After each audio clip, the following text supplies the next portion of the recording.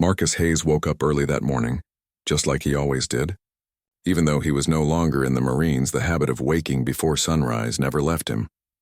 He lived in a small rented house on the edge of town, a quiet place where few people noticed him.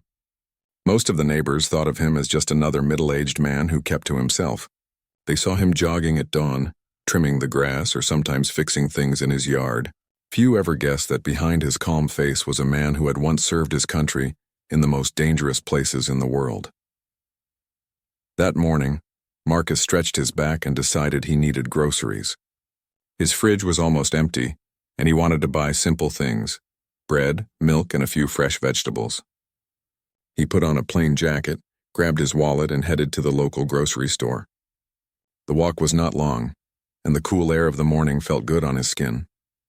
For Marcus, even simple walks were precious. After years of crawling through dust, sand, and mud with a rifle on his back, walking calmly through a safe neighborhood was a gift. The store was small, the kind where everyone seemed to know each other. Marcus picked up a basket and started walking down the aisles. He moved with quiet discipline, taking what he needed and avoiding what he didn't. He never liked wasting money. He chose a carton of milk, a loaf of bread, some eggs, and a few apples. As he reached for a bag of rice, he noticed a young clerk at the counter staring at him. The clerk, who was new in town, had never spoken to Marcus before. He narrowed his eyes and watched every move Marcus made. Marcus noticed the look but ignored it. Over the years, he had grown used to people misjudging him.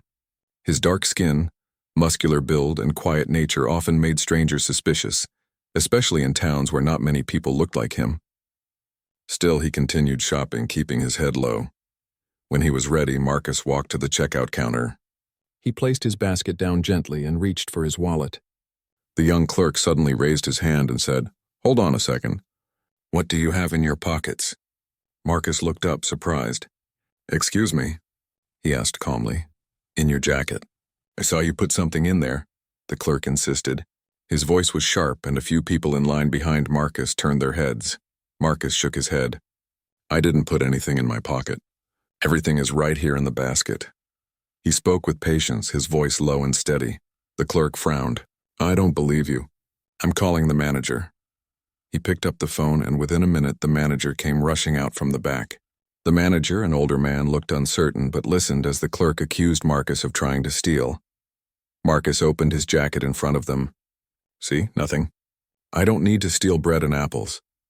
He tried to keep his dignity, but the stares from the other customers began to sting. The manager hesitated. He could see that Marcus was telling the truth, but the clerk's sharp tone and suspicion pushed the matter further. Finally, the clerk dialed the police. "We'll let them check," he said firmly, as if he had caught a criminal. Marcus sighed. He could have walked away, but he stood still. He knew walking out would make him look guilty, and he had done nothing wrong. He placed his wallet on the counter, ready to pay for the groceries, but the atmosphere in the store had already changed. Whispers spread among the shoppers. A woman held her child closer. A man shook his head slowly, assuming Marcus must have done something. Minutes later, 2 police officers walked in. They were young, confident, and quick to judge the scene. The clerk hurried to them and pointed at Marcus. "That's him. He tried to slip things into his jacket." Marcus raised his hands calmly. "Officers, I didn't take anything. Please check me. My basket is right here. My ID is in my wallet. You'll see." "Quiet," one of the officers cut him off. He walked behind Marcus and roughly pulled his arms back. Before Marcus could explain, cold metal cuffs snapped onto his wrists. The room grew silent. Some customers pulled out their phones and started recording. Others just stared. Marcus stood tall, his face calm, but inside his heart ached. He had faced enemy fire without fear, but being humiliated in his own town for something he didn't do felt heavier than any mission. "Sir, please," Marcus tried again. "Look in my wallet. My military ID. We'll see that at the station," the other officer said, pushing him toward the door. They didn't bother checking the basket, the jacket, or his words. To them, the sight of a strong man with dark skin and a quiet tone was enough to treat him as guilty. As they led him outside, Marcus kept his balance. He didn't shout or resist. He walked with steady steps, his eyes forward. People watched from the sidewalks, whispering and pointing. Some muttered, "What did he do?" while others shook their heads in silence. A few people who had seen him jogging in the mornings now stared in disbelief, as if they had never known him at all. Marcus was placed in the back of the patrol car. The cuffs bit into his wrists, but he didn't flinch. Memories rushed through his mind. Nights in desert outposts, missions where silence meant survival, and moments when his patience saved lives. He reminded himself to stay calm. He told himself this was just another test, even if it felt deeply unfair. As the car pulled away, the grocery store faded from view. The whispers of the crowd, the sharp look of the clerk, and the cold hands of the police officers remained in Marcus's memory like a shadow. He had lived through war zones, but now, in his own country, he was being judged without a chance to speak. The patrol car moved through the streets, and Marcus sat silently, staring out the window. He thought of his fellow Marines, some who never made it home. He thought of the medals hidden in a box in his house, medals he never showed off because he didn't believe in bragging. He thought of the promises he made to himself, that he would live quietly, humbly, and never cause trouble. Yet here he was, handcuffed like a criminal for buying bread and milk. He closed his eyes and took a deep breath. Somewhere deep inside, he felt that this moment was not the end, but the beginning of something larger. He didn't know how, but he sensed the truth about him would soon come out. And as the patrol car reached the courthouse parking lot, Marcus knew the quiet life he had tried to keep was about to collide with the weight of his past. Marcus sat in the back of the police car as it pulled into the parking lot of the courthouse. The metal cuff still cut into his wrist, but he didn't move or complain. He had learned long ago that silence was sometimes stronger than words. The officers stepped out quickly, almost eager to hand him over. One opened the door and pulled him out roughly.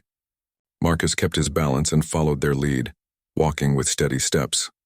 To any stranger watching, he looked calm, but deep inside he carried a storm of emotions. They led him inside through a side entrance. The courthouse smelled faintly of old wood and polished floors. People in suits moved around the hallways, holding files and speaking in hushed voices. The officers guided Marcus toward a holding room, where they made him sit on a hard bench. The cuffs were still on, and he rubbed his wrists slightly against his jeans, trying to ease the pain. A few minutes later, another officer came with papers and told him he would be brought before the judge soon. Marcus gave a small nod. He wanted to explain himself, but no one cared to listen. They treated him like just another man who had been caught stealing or fighting. No one looked into his eyes long enough to see the depth of discipline, the weight of years of service, or the quiet dignity he carried. After nearly an hour, the door opened again. The two officers returned, this time escorting Marcus into the courtroom. The room was wide, with rows of benches filled with people waiting for their hearings. At the front sat the judge, an older man with glasses, flipping through files. The air buzzed with whispers as soon as Marcus walked in, his wrists still cuffed, his back straight, his face expressionless. The clerk announced his case. Marcus Hayes, accused of attempted theft. The words echoed, and Marcus felt them cut deep. He had carried rifles heavier than his own body, crossed deserts on empty stomachs, and guarded lives with unwavering focus. Now, a false accusation reduced him to nothing more than a headline in a courthouse. The prosecutor, a young man with sharp features, stood quickly. He barely looked at Marcus as he read from a sheet of paper. He repeated the claim from the grocery store, that Marcus had hidden something in his jacket, that he had acted suspicious, and that the police officers had reason to believe he intended to steal. The judge looked down over his glasses. "Mr. Hayes, how do you plead?" Marcus opened his mouth, but before he could speak, his assigned lawyer touched his arm. The lawyer, a middle-aged man with tired eyes, whispered, "Say not guilty, I'll handle the rest." Marcus remained quiet for a moment. He didn't like speaking words without meaning. But finally he said softly, "Not guilty." His voice was calm but strong enough to be heard across the room. The lawyer then stood and gave a half-hearted defense. He said Marcus was cooperative, that no stolen goods were found, and that the accusation came from a single store clerk without evidence. But the lawyer's tone lacked conviction. He spoke as if he had done this hundreds of times before and expected nothing different. The judge leaned back in his chair, unimpressed. "Why would the store clerk accuse him if there wasn't reason to believe it?" he asked. His tone carried doubt toward Marcus, not fairness. Marcus stayed quiet. He wanted to speak, to explain that his basket had been full, that he had even offered to pay before the police arrived, that his jacket pockets were empty. But his lawyer gave him a look that told him to remain silent. Marcus obeyed, though every part of him wished to tell the truth directly. The two police officers who arrested him were called to give their report. They repeated the same thing. The clerk suspected Marcus and he looked like he might run, so they acted quickly. Their words were filled with assumptions but no evidence. Still, their uniforms and badges seemed to weigh more in the room than Marcus's quiet dignity. Whispers spread among the crowd seated in the benches. Some people judged Marcus right away. They saw the handcuffs and assumed guilt. A few, however, noticed how calm and disciplined he appeared. One man whispered to his wife, "He doesn't look like a thief. Look at the way he sits. That's not fear, that's discipline." But their words stayed only between themselves. No one stood up for Marcus. The judge was preparing to move forward with the case. His hand rested on the file, ready to schedule another date for trial.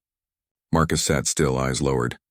He thought of his old Marine brothers, men who had stood by him in the hardest battles. Here no one stood by him. It felt like an invisible wall separated him from everyone else. What no one in that courtroom knew was that Marcus's name still meant something in the military. Though he had retired years ago, his record was far from forgotten. Somewhere across town, in a military office, his arrest report had reached the wrong desk, or perhaps the right one.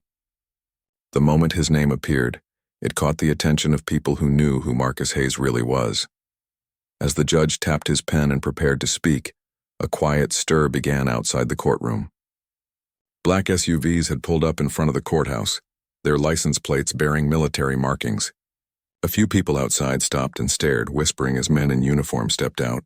They walked with authority, their shoes clicking on the pavement, their eyes serious. Inside, Marcus sat still, unaware of what was happening beyond the walls. The judge finally spoke, his voice echoing in the room. "This court will need further evidence. Until then, the defendant will remain under custody." The words hung in the air, heavy and unfair. Marcus closed his eyes for a brief moment. His life, his freedom, his dignity were being tossed aside as if they meant nothing. He thought of all the times he had held his position through nights of silence waiting for dawn. This moment, too, he would endure. But just as the judge prepared to strike his gavel, the courtroom doors opened. A bailiff turned quickly, startled as a man in a decorated uniform stepped inside. Behind him came several other officers in dress uniforms. Their presence filled the room with sudden silence. Conversation stopped, eyes widened, and even the judge leaned forward, unsure of what was happening. The man who entered was no ordinary officer. His shoulders carried the 4 stars of the highest rank.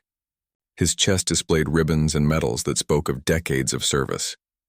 He carried himself with calm authority, the kind that commanded respect without a word. Every head in the courtroom turned toward him. Some people gasped softly.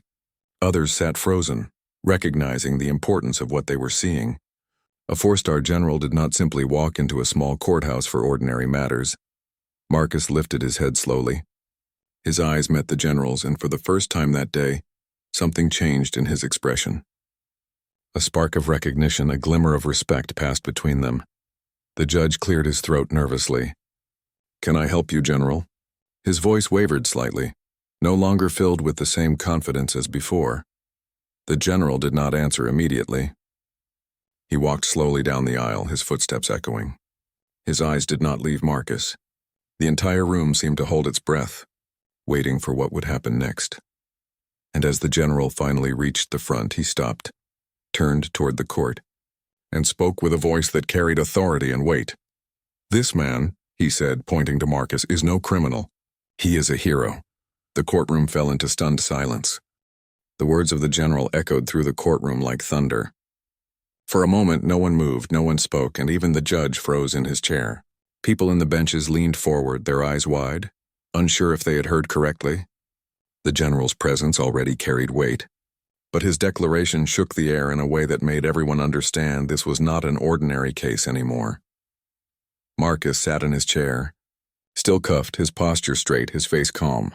But inside his chest, his heart beat heavily. He had not expected this. He had lived his life quietly since retiring, never asking for recognition, never drawing attention to himself. Yet here was a 4-star general, one of the highest ranks in the entire military, walking into a small courtroom to stand for him. The general stepped closer, his boots clicking against the wooden floor. The officers behind him, also in dress uniform, followed but stopped at the back of the courtroom, standing tall like pillars of discipline. The general's eyes remained fixed on Marcus. Then he turned slowly toward the judge, his voice steady but powerful. "Your Honor," he began, "before you sits Marcus Hayes. He is not a thief. He is not a criminal. He is a retired Marine sniper who has done more for this country than anyone in this room can imagine." Gasps spread through the benches. A few people whispered, some leaning toward each other, disbelief on their faces. The judge blinked several times, trying to steady himself. "General, this is highly irregular." "What exactly?" The general lifted his hand and the room fell silent again. "Irregular? What is irregular, Your Honor, is seeing a man who bled for this nation, who gave the best years of his life to serve with honor, sitting in chains because of an unproven accusation." He stepped even closer, now standing only a few feet from Marcus. His eyes softened for a moment as he looked at him. "Marcus Hayes is not just another Marine. He is one of the finest marksmen this country has ever produced. His missions, many of which will never be written about in newspapers, saved countless lives, American and Allied. He stood where few could stand. He endured where many would have broken. And today you have him handcuffed like a common thief." The silence in the room deepened. The two police officers who had arrested Marcus looked at each other nervously. The young prosecutor shifted in his seat, suddenly pale, his earlier confidence drained. The defense lawyer, who had been half asleep through his weak arguments, now sat up straight, his mouth slightly open. He had clearly been unaware of who his client truly was. The general turned toward the crowd. "Do you know what this man has done?" His voice rose slightly, not in anger but in conviction. "There are villages that still stand overseas because Marcus Hayes was there with his rifle, keeping watch through sleepless nights. There are families here in this country who never knew their sons and daughters were saved, because this man stopped threats before they reached them. There are Marines alive today because Marcus Hayes was the one covering their backs." He paused, letting the words settle over the courtroom. Marcus sat still, his face steady, but his eyes betrayed a flicker of discomfort. He had never liked being the center of praise. His life in the Marines had been about the mission, about protecting others, not about receiving applause. Yet here he was, being revealed in front of strangers. The general straightened his posture and looked back at the judge. "With all due respect, Your Honor, before you pass judgment on this man, understand that this is no ordinary veteran. This is one of the most decorated Marine snipers of his generation. His file is known in the highest offices. His record is studied at training schools. And yet today, he is being treated as though none of that matters." The judge swallowed hard. His hands fumbled with the papers on his desk. He had thought this would be a simple hearing, another small-town case. Now the weight of the situation pressed on him heavily. He looked down at Marcus, then back at the general. "General, I wasn't aware." "Of course you weren't," the general interrupted gently but firmly. "Because Marcus Hayes never asked for recognition. He never used his service to gain special treatment. He lives quietly, humbly, with dignity. But today his silence is being mistaken for weakness, and that I will not allow." Reporters who had been present for other hearings now focused entirely on this case. Pens scratched furiously across notepads, cameras clicked, and some even whispered into their phones to send quick messages outside. News of this moment was already beginning to spread. The general then did something that made the entire courtroom gasp again. He turned to Marcus, and with deliberate movement he raised his right hand to his temple and gave him a salute. A four-star general, one of the most powerful figures in the military, saluting a man in handcuffs inside a small-town courtroom. The sight sent chills through everyone watching. Marcus, surprised, hesitated for a moment, then slowly nodded. He could not return the salute while cuffed, but his eyes spoke enough. It was respect meeting respect, forged in silence. The general lowered his hand and faced the judge again. "Your Honor, I demand that these charges be dropped immediately.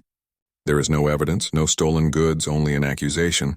To keep this man in chains is not only unjust, it is a stain on the very values of justice we claim to uphold." The judge looked flustered. He glanced at the prosecutor, who suddenly found his notes unhelpful. The defense lawyer stood and nodded quickly, as if agreeing only now. The police officers shifted uncomfortably. The courtroom, once filled with whispers, now waited in breathless silence for what would happen next. Marcus sat quietly, his eyes steady, his body still. He did not speak. He let the general's words fill the room. He had learned in his years of service that sometimes silence had more power than shouting. The general's voice softened now, carrying not only authority but also emotion. This man deserves honor, not humiliation. He deserves thanks, not chains. On behalf of the United States Marine Corps, I stand here today to make that clear. The crowd stirred again. Some nodded slowly, some wiped their eyes. A woman in the back whispered, "I had no idea." A man muttered, "How could they do this to him?" The entire atmosphere of the room had shifted. The judge leaned back in his chair, visibly shaken. He knew the weight of the moment. Whatever decision he made would be remembered. He adjusted his glasses, cleared his throat, and looked down at Marcus again. But before he could speak, the general turned back toward Marcus and said clearly, "Marcus, you may have been silent, but your service speaks louder than anything else. And today it is heard." The courtroom remained still, everyone holding their breath. The image of Marcus Hayes in chains and a 4-star general saluting him was burned into their minds. The story had changed forever. The courtroom had grown so silent that the sound of a page turning could have been heard. Every eye was fixed on the general, who stood tall at the front.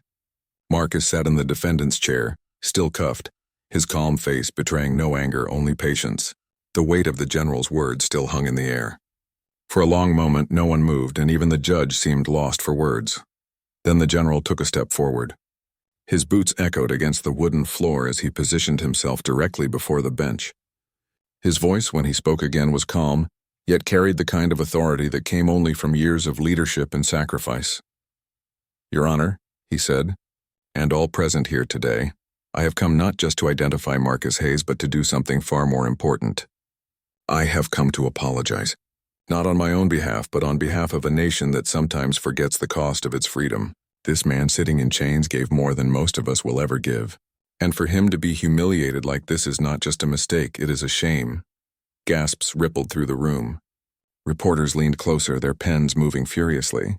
The judge opened his mouth to speak but stopped, realizing the general was not finished. The general turned to Marcus. His voice softened, but every syllable was sharp with meaning. "Marcus, you stood watch when others slept. You put yourself between danger and your brothers in arms. You did your duty without asking for reward, and you carried burdens that no one here can truly understand. And now you have been treated as if none of it mattered. For that I apologize. On behalf of the United States Marine Corps and on behalf of this country, I say to you, we are sorry." The words struck deep. The people in the benches felt a mix of shame and awe. Some lowered their eyes, unable to meet Marcus's steady gaze. Others looked at him with newfound respect, realizing they had judged too quickly. Marcus bowed his head slightly, his expression calm. He did not gloat, nor did he show anger. His silence carried dignity. The general then turned sharply toward the police officers who had arrested Marcus. His voice hardened. "You saw a man of color with broad shoulders and calm eyes, and you assumed guilt. You did not check his basket. You did not listen to his words. You ignored his patience and chose your own assumptions. That is not policing. That is prejudice. And it has no place in a nation that men like Marcus fought to defend." The officers looked pale. One swallowed nervously, unable to meet the general's eyes. The other shifted in place, gripping his belt as though it could shield him from the weight of those words. Next, the general faced the prosecutor. "And you," he said firmly, spoke of Marcus Hayes as though he were a petty criminal without even verifying the facts. "Did you investigate? Did you check for evidence? No, you saw the handcuffs and trusted the report. That is not justice. That is negligence." The prosecutor's face flushed red. His earlier confidence was gone, replaced with embarrassment and fear. He glanced at the floor, wishing he could disappear. The judge, feeling the pressure, adjusted his glasses nervously. "General, I understand your point. But the court must—" The general's voice cut through again, respectful yet unyielding. "The court must seek justice, Your Honor. Justice is not served by ignoring truth. Justice is not served by humiliating a man whose record speaks louder than false accusations. Marcus Hayes deserves better than this. America deserves better than this." The room stirred again. A woman in the back, who had been quiet until now, spoke softly to her neighbor. "He's right. This is wrong." Another man muttered, "They need to release him now." The general then took a deep breath. his tone now carrying not just authority, but deep emotion. I once stood on a battlefield looking at men who would not have survived had Marcus Hayes not been there. I have signed letters to families telling them their sons were not coming home. But I never once had to write such a letter because Marcus failed. He never failed us. And today, we must not fail him. The silence that followed was heavy with truth. The judge leaned back in his chair, the gavel in his hand, but unmoving. His eyes darted to Marcus, then to the general, then to the crowd. The weight of the moment was almost too much for him. The general faced Marcus once more. His voice softened again. You may never ask for honor, Marcus, but you have it. You may never ask for thanks, but you deserve it. You may never seek recognition, but today you will have it. The defense lawyer, who had been useless until now, suddenly found his voice. He rose quickly, his words shaky. Your Honor, given the testimony of the general and the lack of evidence, I move that the charges against my client be dismissed immediately. The crowd erupted in whispers. Some clapped softly before stopping themselves. The judge looked cornered, but he could not deny the truth laid bare before him. He cleared his throat, his voice unsteady. This court recognizes that the evidence is insufficient, and the testimony provided carries great weight. Therefore, the charges against Marcus Hayes are dismissed. The words filled the room and relief swept over the benches. The two police officers lowered their eyes. The prosecutor slumped in his chair. The judge quickly struck his gavel, but his voice lacked authority now. As soon as the words left the judge's mouth, the general stepped toward Marcus. He looked at the bailiff. Remove those cuffs, now. The bailiff hesitated only a second before quickly unlocking the cuffs. The sound of the metal opening echoed loudly. Marcus rubbed his wrist gently, feeling the freedom return. Then, in front of the entire courtroom, the general did something no one expected. He reached out his hand toward Marcus. For a second, Marcus hesitated. He was not used to being the focus of public attention. But finally, he extended his hand and the general clasped it firmly, shaking it with respect. The courtroom broke into quiet applause. Some stood to their feet. Others nodded, tears in their eyes. It was not wild cheering, but a respectful acknowledgement of what they had just witnessed. Marcus finally spoke. His voice was deep and calm, carrying across the room. Respect should not depend on medals or rank. Respect should be given to every person, no matter who they are. I thank you, General, but remember, there are many like me who served quietly, who never had anyone speak for them. Do not forget them, the General nodded solemnly. You are right, Marcus, and I promise your words will be remembered. The moment hung in the air, powerful and unforgettable. The apology had been spoken, the truth revealed, and the dignity of a Marine restored. The courtroom would never be the same, and neither would those who had witnessed it. When the judge dismissed the case, the sound of the gavel seemed to echo longer than usual. But what truly filled the room was not the gavel. It was the sense of something bigger. People had witnessed history. They had seen a man humiliated in handcuffs rise in dignity when the truth came to light. And they had seen one of the most powerful military leaders in the country bow his head in apology. Marcus stood silently beside the general as the applause slowly faded. He was free now, yet his calmness remained. He did not raise his voice or smile proudly. His dignity was not in showing off, but in the way he carried himself. The general gave him one last firm handshake before stepping back, letting Marcus walk out of the courtroom on his own. The hallway outside was crowded. Word had spread quickly and reporters swarmed like bees. Cameras flashed, microphones were shoved forward, and voices filled the space with questions. Mr. Hayes, how do you feel about the charges being dropped? Do you have a message for the police who arrested you? What will you do now? Marcus raised his hand gently. His calm presence alone quieted some of the noise. I don't need to shout, he said slowly. What happened in there speaks for itself. I only ask one thing, that people learn to see each other as human before judging. That is all.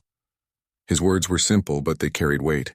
The cameras caught every moment, and soon his face and voice were on every television and phone screen across the country. The general walked beside him, but he allowed Marcus to lead the way. Outside the courthouse, crowds had gathered. Some clapped, others cheered, and a few saluted him as he passed. For many, it was the first time they realized that the quiet man they saw jogging through their town was someone extraordinary. Back at the police station, things were different. An internal review began almost immediately. The two officers who had arrested Marcus were called in by their chief. The footage from the grocery store showed clearly that Marcus had never put anything in his pockets. The basket had been full, his actions calm, and his words honest. The truth was undeniable. The officers lowered their heads, realizing the weight of their mistake. Disciplinary measures were promised, and the department prepared a public apology. The store clerk, who had started it all, also faced the truth. The video showed his accusation had been baseless.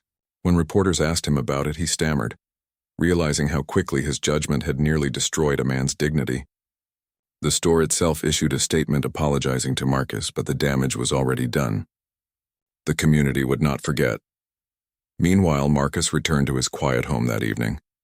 He placed his keys on the table, sat in his chair, and looked at the medals in the small wooden box he rarely opened.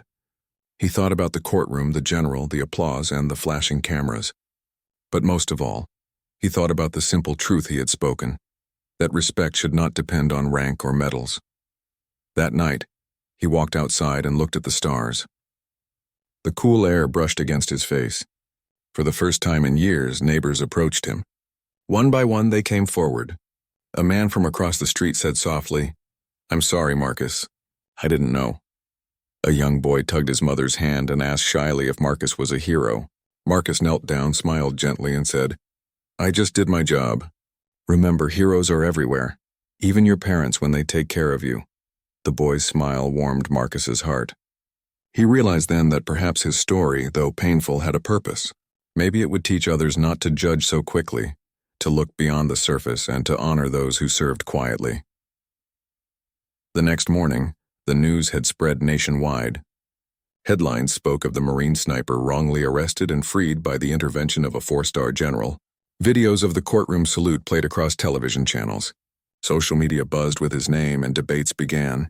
Some demanded reforms in policing. Others spoke about the respect veterans deserved. Marcus, however, kept to his simple life. He still went for his morning runs, still bought groceries, this time greeted with nods of respect instead of suspicious stares. People stopped him on the street, thanking him, apologizing, or asking to shake his hand. He always responded humbly, never letting pride take over. The police department, under pressure, held a public event. Their chief stood before cameras and acknowledged the mistake. He admitted that Marcus had been treated unfairly and promised changes in training and conduct. Then, in front of the entire town, he turned to Marcus and said, "We apologize for what happened to you. It should never have happened." Marcus, standing quietly, nodded but said only a few words. "Apologies matter only if they bring change. Make sure no one else has to go through what I went through." The crowd applauded, understanding the depth of his message. Weeks passed, and while the noise of the media began to fade, the memory of that day in court did not. In military circles, Marcus's name rose again. Young recruits heard about the sniper who had served with unmatched discipline and who had endured injustice with dignity. His story became more than just one man's struggle. It became a lesson in patience, honor, and humanity. The general visited Marcus once more, quietly, without cameras this time. They sat in Marcus' small living room, sipping coffee. The general smiled and said, "You reminded me today what true strength looks like. Not the strength of weapons, but the strength of character." Marcus chuckled softly. "I never wanted to be remembered for this, General. I wanted to live quietly." "And you will," the general replied. "But sometimes the world needs reminders. You gave them one." When the general left, Marcus sat back, feeling a quiet peace. Life would never be exactly the same, but he knew he had stayed true to himself. He had endured without anger, spoken with calmness, and reminded people of something simple yet powerful, that respect is for everyone, not just for those with stars on their shoulders. In time, the grocery store clerk moved away, unable to face the shame of what he had caused. The prosecutor's career slowed, his name tied forever to the case. The police officers involved were reassigned after disciplinary action. The town itself changed slowly but noticeably. People learned to pause before judging, to look twice, to listen before assuming. As for Marcus, he remained the same man he had always been. A quiet jogger in the morning, a man who fixed things in his yard, a neighbor who nodded politely. But now, behind every wave and every greeting, there was respect. Not the kind given to a celebrity, but the kind born of understanding, of knowing the truth behind the man. And so, the story of the Marine sniper who was handcuffed, Then Freed by Truth became more than just an event. It became a lesson that traveled far beyond the courthouse walls. For those who saw it, for those who read about it, and for those who remembered, it was a reminder that dignity can survive chains, and true honor cannot be hidden forever. Marcus closed his eyes each night with the same prayer he had whispered on battlefields long ago, that people would live with fairness, and that respect would be given where it was due. He knew life was not perfect, but he also knew that sometimes, even in the darkest moments, light could break through. And in the end, that light was not just for him. It was for everyone.